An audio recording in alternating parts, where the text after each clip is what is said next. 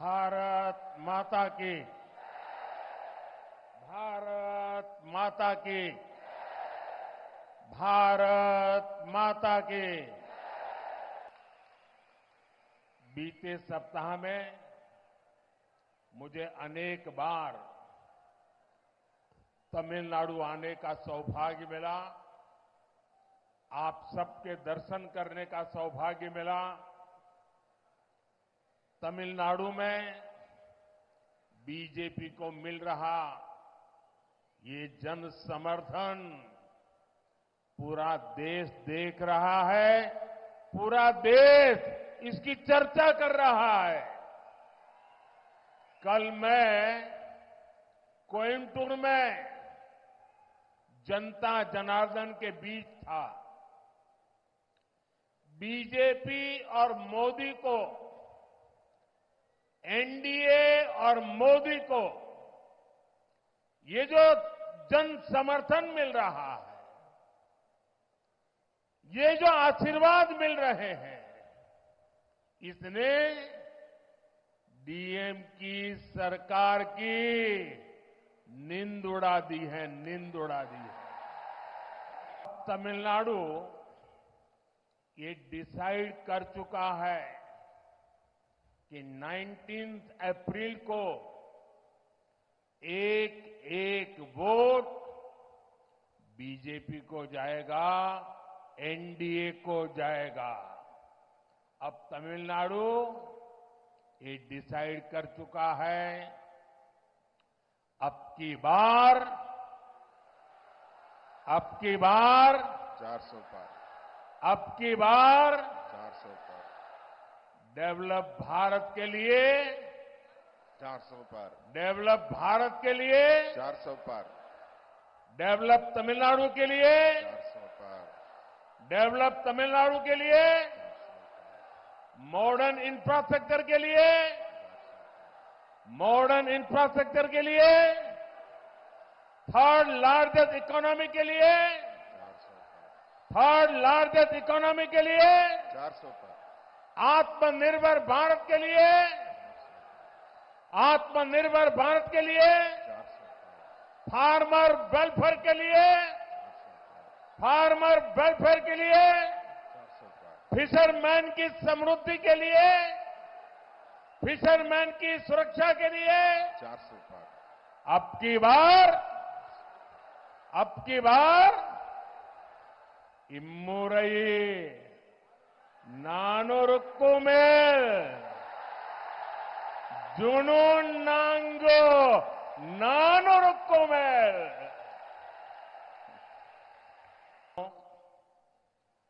Develop Tamil Nadu के NDA के mission को एक और नई ऊर्जा मिली है।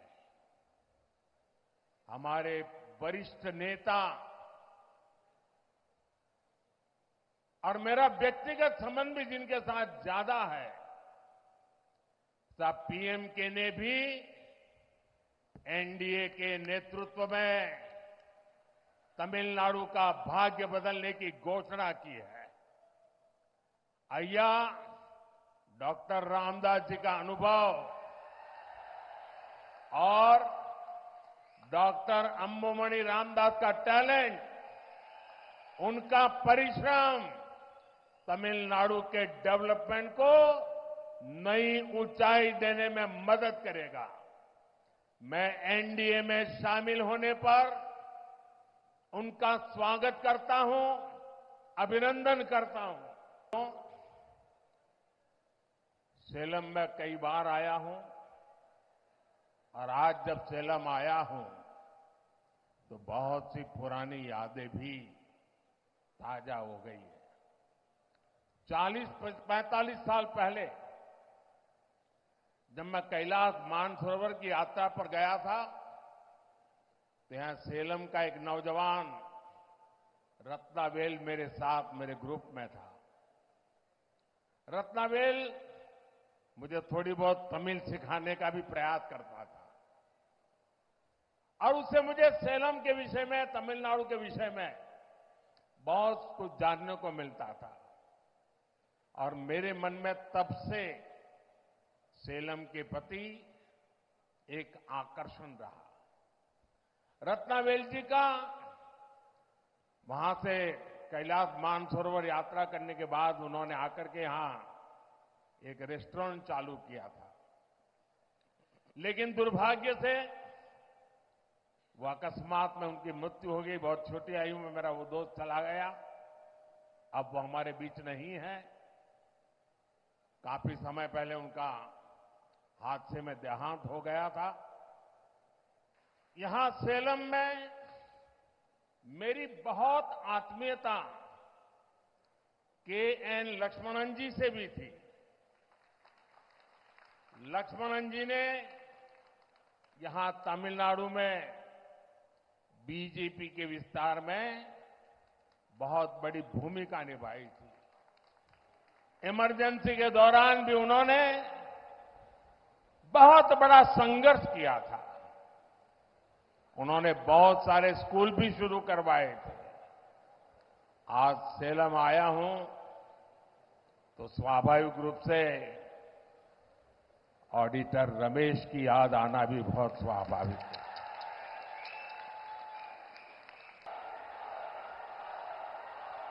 दुर्भाग्य से आज सेलम का मेरा वो रमेश हमारे बीच नहीं है। पार्टी के लिए रमेश दिन रात काम करने वाला हमारा साथी था। वो अच्छे प्रवक्ता थे, लेकिन उनकी हत्या कर दी गई थी। मैं उन्हें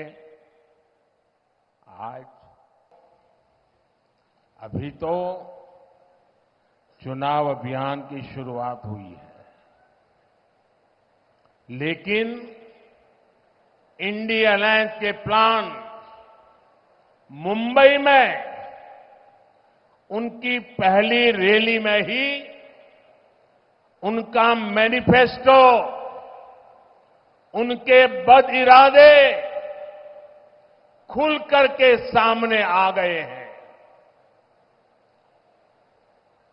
मुंबई के शिवाजी पार्क में इंडिया अलायंस ने खुलेआम घोषणा की है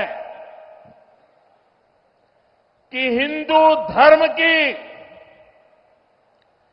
जिस शक्ति में आस्था होती है, उन्हें इस शक्ति का विनाश करना है।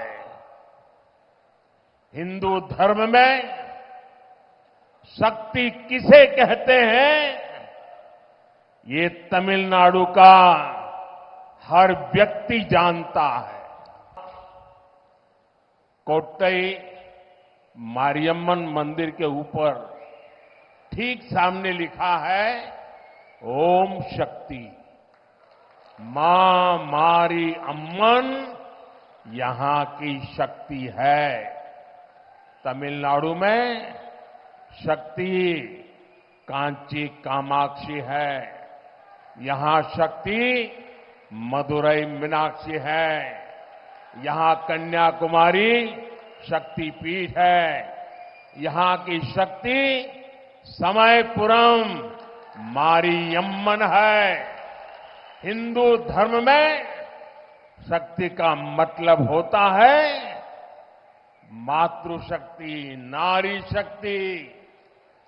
कांग्रेस और डीएमके का इंडिया अलायंस कह रहा है कि वो इसका विनाश करेंगे। साथियों, इंडिया अलायंस वाले लोग बार बार जानबूझकर हिंदू धर्म का अपमान करते हैं। हिंदू धर्म के खिलाफ इनका हर बयान बहुत सोचा समझा हुआ होता है। आप देखिए, और किसी धर्म का अपमान डीएमके, कांग्रेस का इंडी अलायंस कभी नहीं करता। किसी और धर्म के खिलाफ इनकी जुबान से एक शब्द नहीं निकलता, लेकिन हिंदू धर्म को गाली देने में ये एक सेकंड नहीं लगाते। ऐसा कैसे हो सकता है? कैसे ऐसा हो सकता है? इन्होंने तमिल संस्कृति के प्रतीक पवित्र सेंगोल की संसद में स्थापना का विरोध किया। पवित्र सेंगोल यहां के मठों से जुड़ा हुआ है, इसलिए ये जानबूझकर उसका भी अपमान करते हैं। साथियों, हमारे शास्त्र साक्षी है कि विनाश उनका होता है जो शक्ति को खत्म करने का विचार रखते हैं। ऐसे खतरनाक आइडियाज को हराने की शुरुआत 19 अप्रैल को सबसे पहले मेरा तमिलनाडु करेगा। तमिलनाडु सुब्रमण्य भारती जैसे महान व्यक्तित्व की धरती है। सुब्रमण्य भारती ने अपनी कविताओं में शक्ति स्वरूप में भारत मां की उपासना की थी। उन्होंने देश की नारी शक्ति की उपासना की थी। उसी शक्ति का उपासक ये आपका सेवक मोदी भी है। इसलिए शक्ति का विनाश करने की इच्छा रखने वालों को तमिलनाडु सजा देकर रहेगा, और ये तमिलनाडु के कोटि कोटि जनों की गारंटी है। आपका ये सेवक मोदी देश की नारी शक्ति की हर परेशानी के आगे ढाल बनकर खड़ा है। महिलाओं को स्मोक फ्री लाइफ देने के लिए हमने उज्ज्वला एलपीजी गैस कनेक्शन दिए। हमने फ्री मेडिकल ट्रीटमेंट के लिए आयुष्मान योजना शुरू की। इन सभी योजनाओं के केंद्र में नारी शक्ति ही है।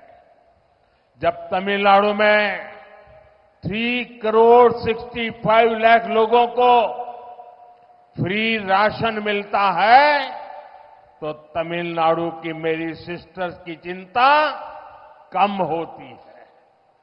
जल जीवन मिशन के जरिए मोदी तमिलनाडु के सभी घरों तक क्लीन ड्रिंकिंग वाटर पहुंचाने में जुटा है। इससे तमिलनाडु की मेरी सिस्टर्स को पानी लाने की मुसीबत से मुक्ति मिल रही है।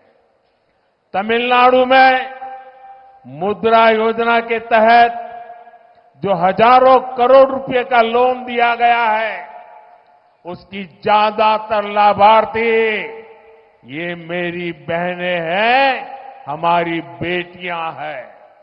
इसलिए आज नारी शक्ति मोदी के साथ उसका सुरक्षा कवच बन करके खड़ी है।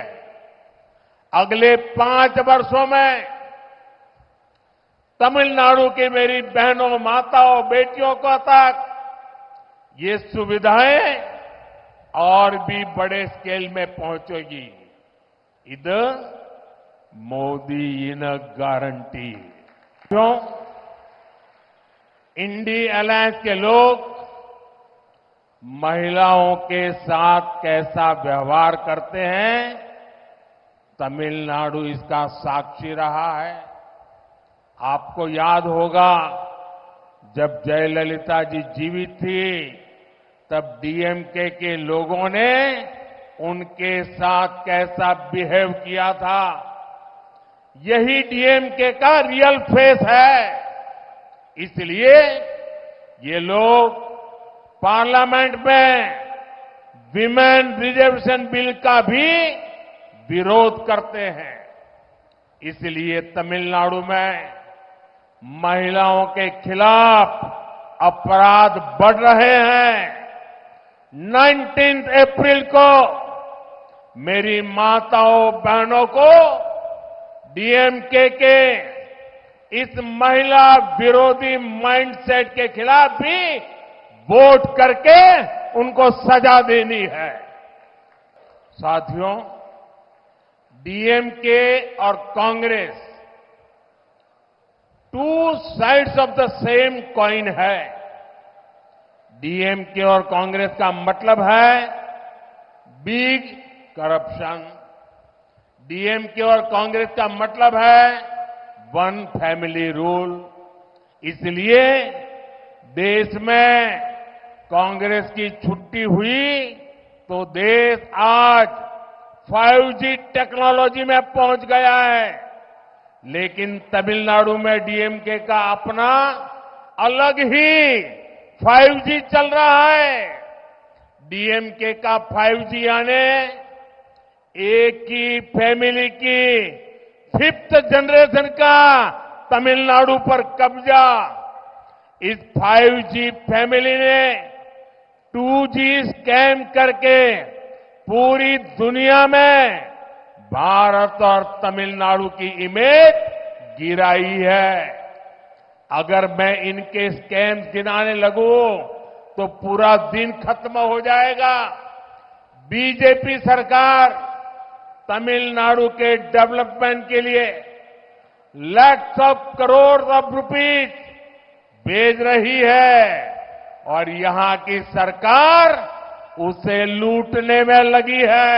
साथियों, आज इस स्टेज से मैं पीपल्स लीडर मक्कड़ तलेवर अय्या जी के मुपनार जी को भी याद करना चाहता हूं। मुपनार जी जैसे स्टॉलवर्ड नेता नेशनल पॉलिटिक्स में बहुत आगे तक जा सकते थे, लेकिन डायनेस्टिक पार्टी ने उन्हें आगे नहीं बढ़ने दिया। वो प्राइम मिनिस्टर भी बन सकते थे, लेकिन डायनेस्टिक पार्टी ने ये भी नहीं होने दिया। साथियों, तमिलनाडु वो धरती है जिसने हमें पेरुंदलेवर अया के कामराज जैसे ग्रेट लीडर दिए हैं।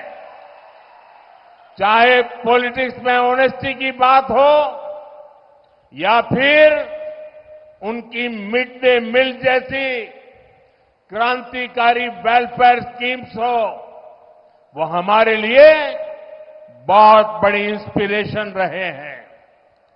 गरीब बच्चों तक एजुकेशन को ले जाने के लिए उनके कार्यों को आज भी याद किया जाता है। बीजेपी और एनडीए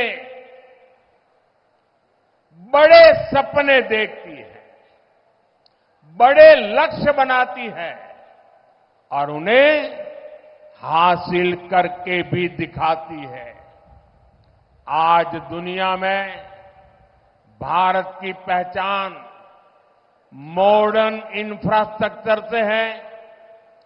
बीजेपी सरकार ने देश में थाउजेंड्स ऑफ किलोमीटर के हाईवे और एक्सप्रेसवेज बनाए हैं।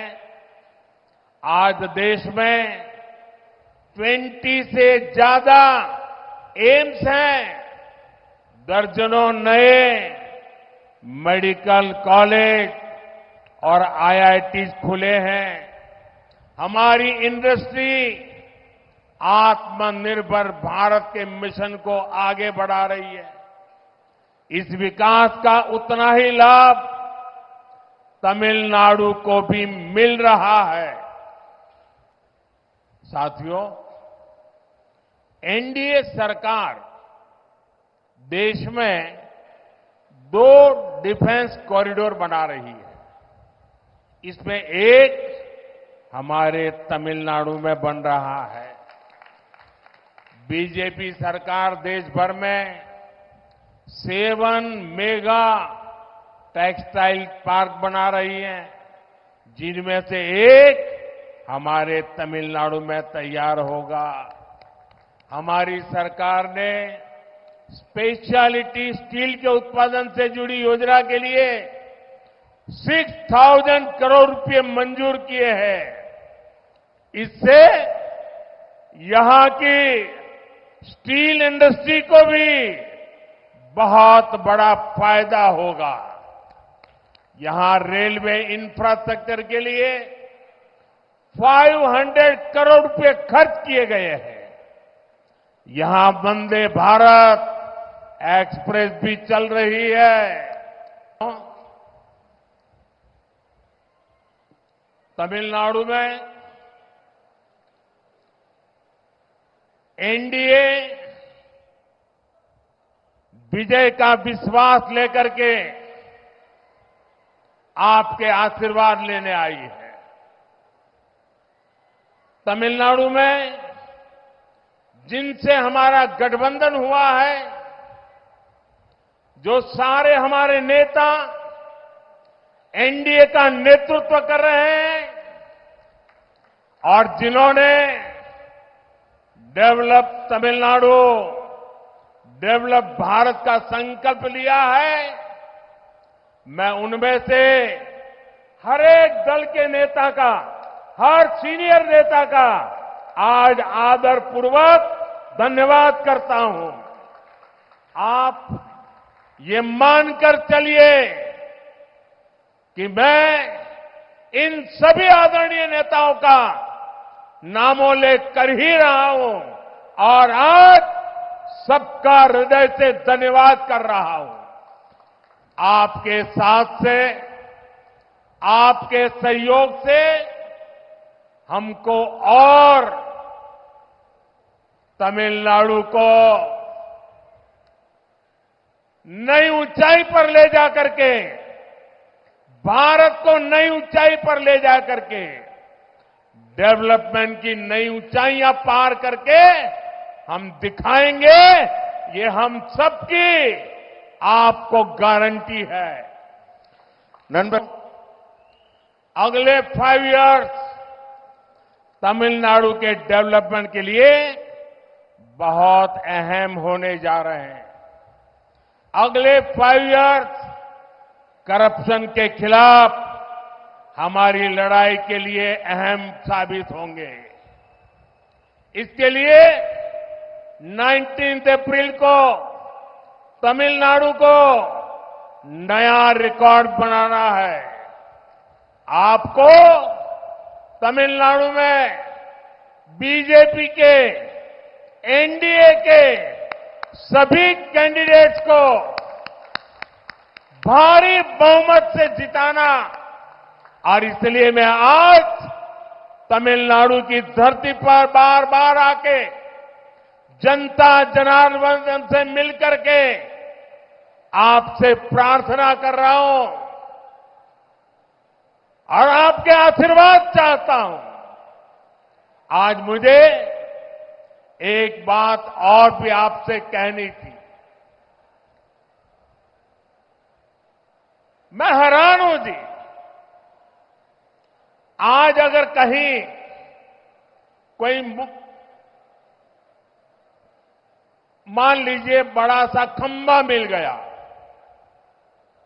लोहे का मिल गया, तांबे का मिल गया, पत्थर का मिल गया, और पता चले कि 3000 साल पुराना है, 4000 साल पुराना है, तो हम ढोल पीटते हैं कि हमारे पास 3000 साल पुराना पत्थर मिला है, 4000 साल पुराना पत्थर मिला है।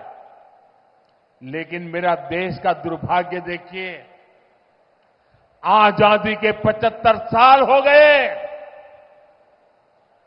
दुनिया की सबसे पुरानी भाषा तमिल भाषा हिंदुस्तान की है, लेकिन दुनिया में जाकर के सीना तान करके बोलने का किसी को जरूरी नहीं लगा। इसकी मुझे पीड़ा है। ये मेरे देश का गौरव है, मेरी महान परंपरा का गौरव है। अरे जिस देश के पास दुनिया की सबसे पुरानी भाषा हो, वो देश दुनिया के सामने अपनी महान परंपरा के लिए गौरव से खड़ा हो सकता है। लेकिन इनको इसकी परवाह नहीं थी।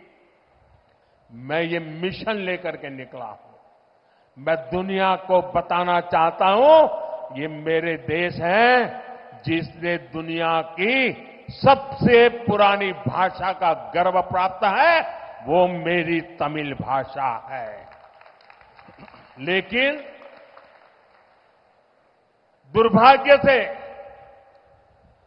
मैंने थोड़ा बहुत कोशिश तो करता रहता हूं, लेकिन सीख नहीं पाता हूं। और हो सकता है कि 6-8 महीने यहां रह लूं तो सीख लूंगा। लेकिन आपके मेरी ये जो कमी पूरी करने के लिए मैं लगातार दिमाग खपाता रहता हूं। और इन दिनों मुझे टेक्नोलॉजी की मदद मिल गई है, और अभी अन्नामलाई ने विस्तार से इसका वर्णन भी किया। आपसे तमिल भाषा में जुड़ने के लिए मैंने सोशल मीडिया साइट एक्स पर नमो इन तमिल हैंडल शुरू किया है। आप यहां जाकर के अपने मोबाइल फोन पर तमिल भाषा में मेरी स्पीच सुन सकते हैं। लेकिन मैं एक प्रार्थना भी करता हूं, ये 100% करेक्ट नहीं होगी क्योंकि टेक्नोलॉजी है, 5-10% तो कमी होगी। अगर आप मेरी हर भाषण को सुन करके उसमें कहां गलती है, क्या कमी है, ये अगर मुझे बताओगे तो मुझे सुधारने के लिए सुविधा मिलेगी। तो मुझे आपकी इसके लिए मदद चाहिए, और आपके इस आशीर्वाद के लिए मैं एक बार फिर इतनी बड़ी तादाद में आपका आना पूरे देश में चर्चा का विषय रहेगा। मैं फिर एक बार आपका बहुत बहुत आभार व्यक्त करता हूं।